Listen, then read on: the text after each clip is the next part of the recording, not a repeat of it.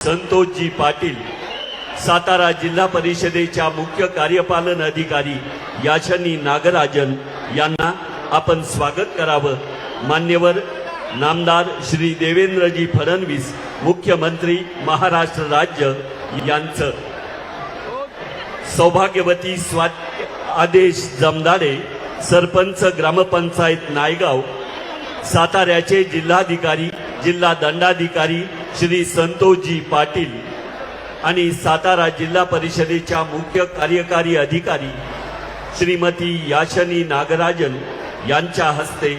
माननीय नामदार श्री देवेंद्रजी फडणवीस यांचं स्वागत। सबका साथ सबका विकास या ध्येयाने प्रेरित महाराष्ट्र मुद्रा,